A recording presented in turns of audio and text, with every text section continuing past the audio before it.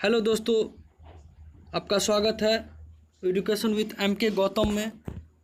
जो मैं इससे पहले जो मैंने वीडियो बताए थे हड़प्पा सभ्यता या सिंधु घाटी सभ्यता या कांस्य युगीन सभ्यता, उनके कुछ 50 क्वेश्चन मैं आज लेकर आया हूँ, जिससे आपको ये पता चले कि किस किस तरह के क्वेश्चन आपको एग्जाम में पूछे जा सकते हैं।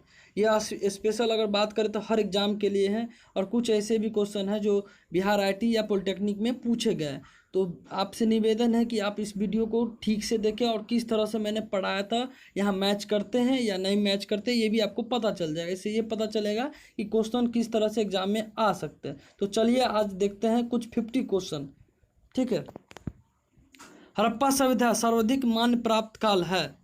मैंने बताया था सेकेंड वीडियो में लगभग कि हड़प्पा का जो काल है वो सबसे अगर मान्य माना जाए, तो जो इतिहासकार है उनका जो है अलग अलग मत है, मगर मैंने सेकंड वीडियो में बताया था कुछ नीचे लिख के कि 2500 ईस्वी पूर्व और 1750 ईस्वी पूर्व जो है ज़्यादातर इतिहासकारों ने इनको माना है। तो इस बात को आप ध्यान में रख के रखिए कि 2500 ईसा पूर्व से लेकर 1750 ईसा पूर्व तक इसका आंसर होना चाहिए, क्योंकि ज़्यादा इतिहासकार इसी का बात करते हैं। अगर अगले क्वेश्चन की तरफ चले तो सिंधु घाटी सभ्यता निम्नलिखित में से किस सभ्यता के समकालीन नहीं थी? तो यह मिस्र की सभ्यता के समकालीन थी, मेसोपोटामिया की सभ्यता के समकालीन थी, और चीन की सभ्यता से समकालीन थी। क्योंकि कुछ कुछ ऐसे साक्ष्य मिले जो इस सभ्यता में मिले थे, वो भी मिले, मगर उनका समकालीन अगर माना जाए तो थे। ये जो अगर डी का ऑप्शन है जो क्रीट की सभ्यता, ये समकालीन नहीं थी, ये समकालीन नहीं थी। इसका आंसर होगा डी, क्योंकि यह सिंधु घाटी सभ्यता के समकालीन नहीं थी। अगर हम अगले क्वेश्चन की तरफ चलते हैं, सिंधु घाटी सभ्यता कहाँ तक विस्तृत थी? तो पहला आंसर है पंजाब, दिल्ली और जम्मू कश्मीर। दूसरा ऑप्शन है राजस्थान, बिहार, बंगाल, उड़ीसा। सी ऑप्शन है पंजाब, राजस्थान, गुजरात, उड़ीसा और बंगाल। और डी ऑप्शन है पंजाब, राजस्थान, गुजरात, उत्तर प्रदेश, हरियाणा और सिंध और बलूचिस्तान। तो मैंने बताया था कि यह जो क्षेत्र है, जो बलूचिस्तान के क्षेत्र में, सिंध के क्षेत्र में, हरियाणा, उत्तर प्रदेश, गुजरात और राजस्थान, पंजाब के क्षेत्र में इनका विस्तृत है।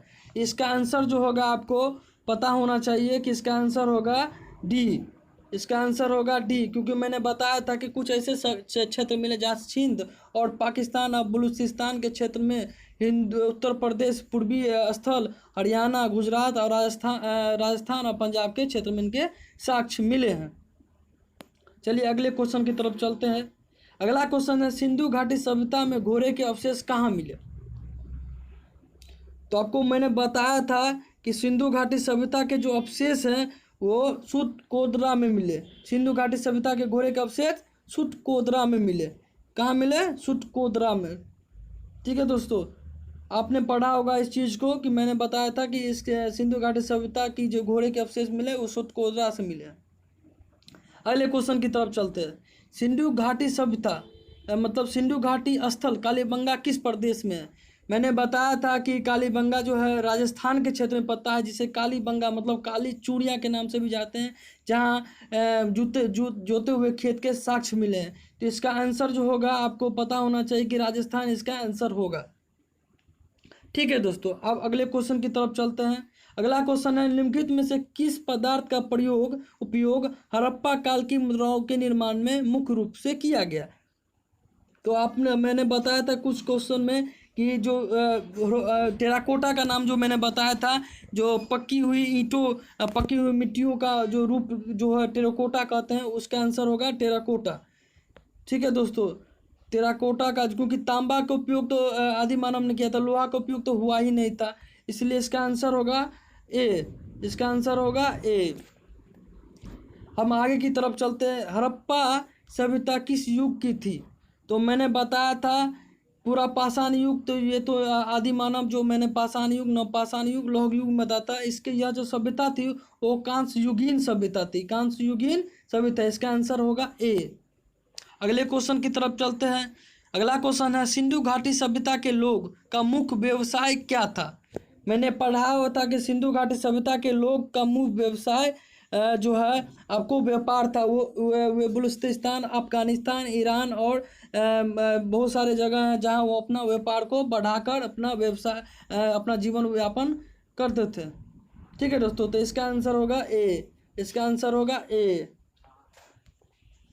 अगले क्वेश्चन की तरफ चले तो अगला क्वेश्चन है हड़प्पा सभ्यता के निवासी थे। तो मैंने बताया था कि हड़प्पा सभ्यता के निवासी थे शहरी, क्योंकि जो नगर सभ्यता थी सबसे ज़्यादा मतलब कि ज़्यादा विस्तृत सभ्यता थी, इसका जो सभ्यता थी वो शहरी सभ्यता थी। इसका आंसर होगा बी। इसका आंसर होगा बी। आगे की तरफ चलते हैं। सिंधु घाटी सभ्यता के किससे बनाए जाते थे? तो सिंधु घाटी सभ्यता ईंट से बनाए जाते थे। सिंधु घाटी सभ्यता जो है ईंट से बनाए जाते थे। सिंधु घाटी सभ्यता ईंट से बनाए थे। इस बात को ध्यान रखिएगा, ना कि बांस से, ना कि पत्थर से और ना कि लकड़ी से। ठीक है दोस्तों, इसका आंसर होगा ए। इसका आंसर होगा। हड़प्पाई किस वस्तु के उत्पादन में सर्वाधिक थे? हड़प्पाई किस वस्तु के उत्पादन में सर्वाधिक थे? तो हमने बताया था कि सिंधु घाटी सभ्यता से जो है कपास का उपयोग पहली बार हुआ। तो इसके लिए आप इसका आंसर आप सी डाल सकते हैं, ना कि मुद्रा और ना कि कांसे की औजार, ना ही जौ। किस वस्तु का उत्पादन सर्वप्रथम हुआ? तो कपास का जो है सर्वप्रथम सिंधु घाटी सभ्यता या हड़प्पा सभ्यता से उसका उपयोग विस्तृत हुआ। चलिए हम आगे की क्वेश्चन में चलते हैं। आगे की क्वेश्चन है सिंधु निम्नलिखित विद्वानों में से हड़प्पा सभ्यता का सर्वप्रथम खोजकर्ता कौन है, कौन था? ठीक है, तो हमने बताया था कि हड़प्पा सभ्यता के जो सर्वप्रथम खोजकर्ता थे वो थे आपको दयाराम साहनी। दयाराम साहनी, राय बहादुर दयाराम साहनी, ना कि जॉन और मार्शल जो है यह मुख्य नेतृत्व करता थे। जो मुख्य अधिकारी होते वो थे ए कनिंगम, मतलब अलेक्जेंडर कनिंगम को जनक कहा जाता है पुरातात्विक का। R.D. बनर्जी जो है यह जो है आपको मतलब मोहनजोदड़ो की खोज की। और डी जो है ऑप्शन दयाराम साहनी, उसका जो मतलब कि आप देख रहे हैं कि डी इसका आंसर होगा। हड़प्पा सभ्यता के खोजकर्ता कौन थे? तो दयाराम साहनी। इस बात को आप ध्यान रखिएगा। सिंधु सभ्यता का पतन नगर या बंदरगाह कौन सा है? सिंधु सभ्यता का पतन नगर और बंदरगाह कौन सा है? हम सिंधु घाटी सभ्यता का बात कर रहे हैं, जो मैंने पढ़ाया था कि मोहनजोदड़ो हड़प्पा। तो ये जो इसका आंसर होगा आपको जो मैंने बता रहा हूँ, जो कि इसका आंसर होगा लोथल। लोथल इसका आंसर होगा लोथल। मैंने बताया था कि सिंधु सभ्यता का जो बंदरगाह है वो लोथल है। सिंधु सभ्यता का बंदरगाह लोथल है, लोथल। ये बात को आप ध्यान रखिएगा, ना कि कलबंगा और ना ही रोपड़ या ना ही मोहनजोदड़ो। इसका आंसर होगा लोथल, बी आंसर। अगर अगले क्वेश्चन की बात करें तो पैमानों की खोज ने यह सिद्ध कर दिया कि सिंधु घाटी सभ्यता के लोग माप और तौल की परिस्थिति। यह खोज कहाँ हुई? तो मैंने ये भी बताया था कि यह खोज जो है आपको लोथल में हुई, क्योंकि जो साक्ष्य मिले जो नाप तौल के वो लोथल से हमें मिली है, ना कि कालीबंगा ना ही हड़प्पा से। तो इसका आंसर होगा डी। इसका आंसर होगा डी। इस बात को आप ध्यान में रखिएगा। अगर आगे की क्वेश्चन की बात करें तो लिखा हुआ है कि हड़प्पा कालीन समाज किन वर्गों में विभाजित था? तो हड़प्पा के जो समाज थे वो आपको हम बता दें। इसमें पहला जो है इसमें हम बताते हैं आपको। इसमें हम पहला जो है शिकारी, पुजारी, किसान और क्षत्रिय, विद्वान, योद्धा, व्यापारी और श्रमिक। तो आपको मैंने बताया हुआ था कि इसका आंसर होगा विद्वान, योद्धा और व्यापारी। हड़प्पा किन समाज वर्गों में विभाजित था? तो विद्वान, योद्धा, व्यापारी और श्रमिक में। ठीक है दोस्तों,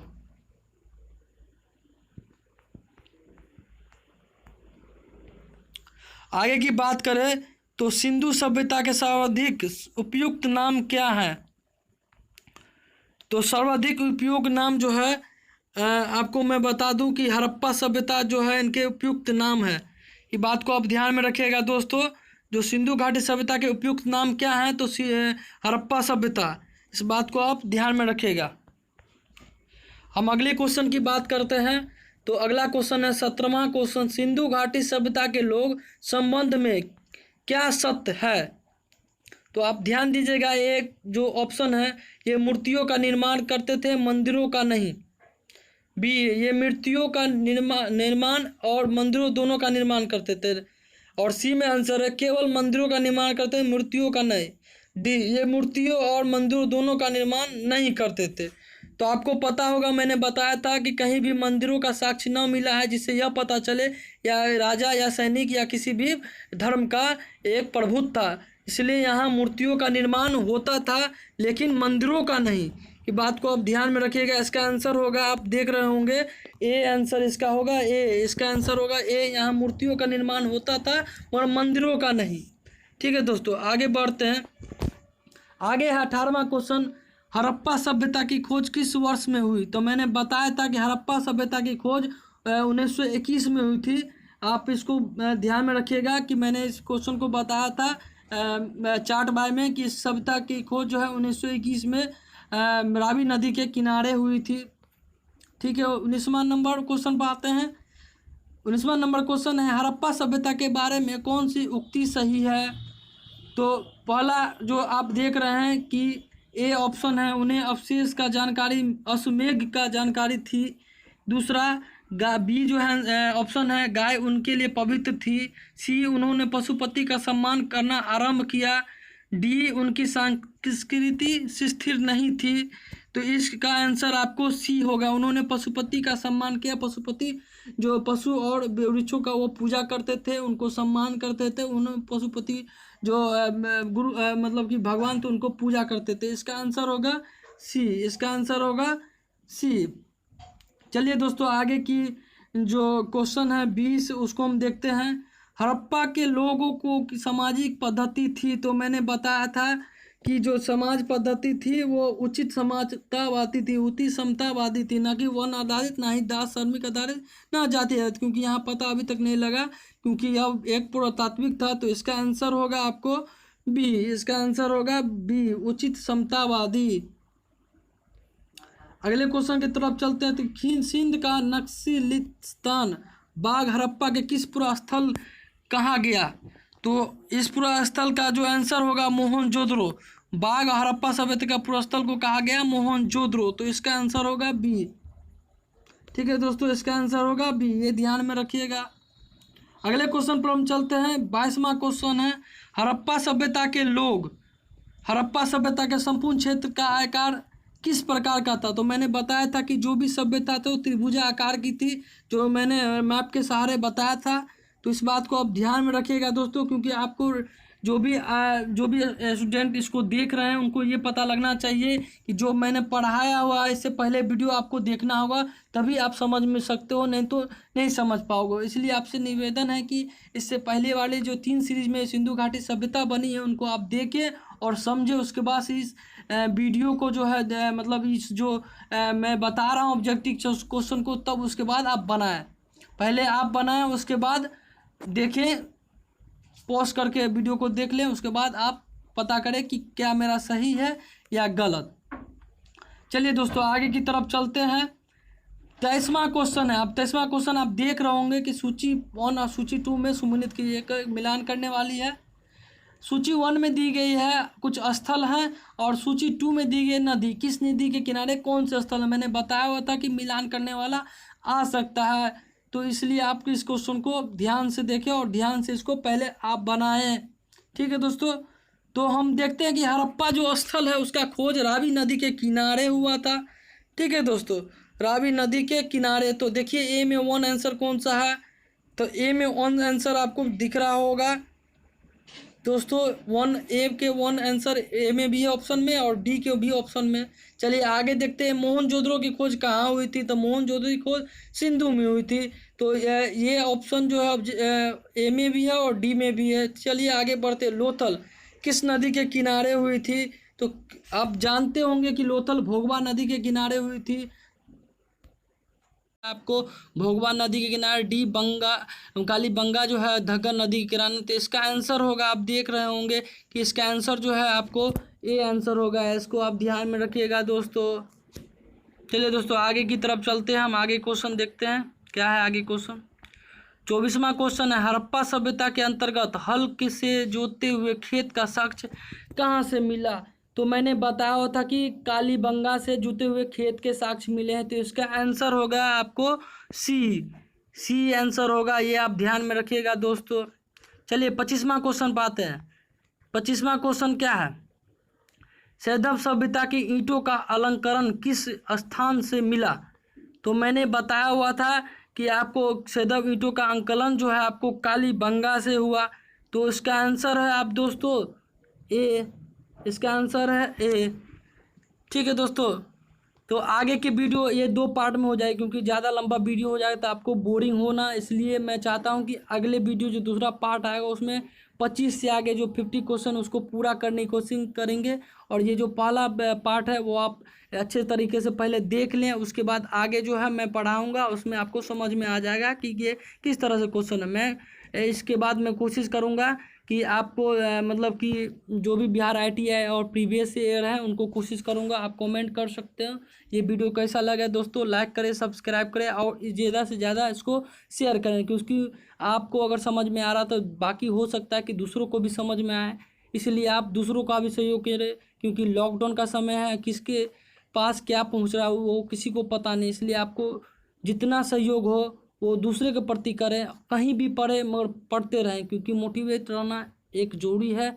अगर मोटिवेट नहीं रहोगे तो कोई भी एग्ज़ाम नहीं निकलेगा। अगर लॉकडाउन के सब बाद अगर आप अगर कुछ एग्जाम के कंपेयर में आते हो तो आपको पता चल जाएगा कि हमने क्या पढ़ा और क्या नहीं पढ़ा। इसलिए लॉकडाउन का जो है सदुपयोग करिए, ना कि दुरुपयोग कीजिए, और टाइम को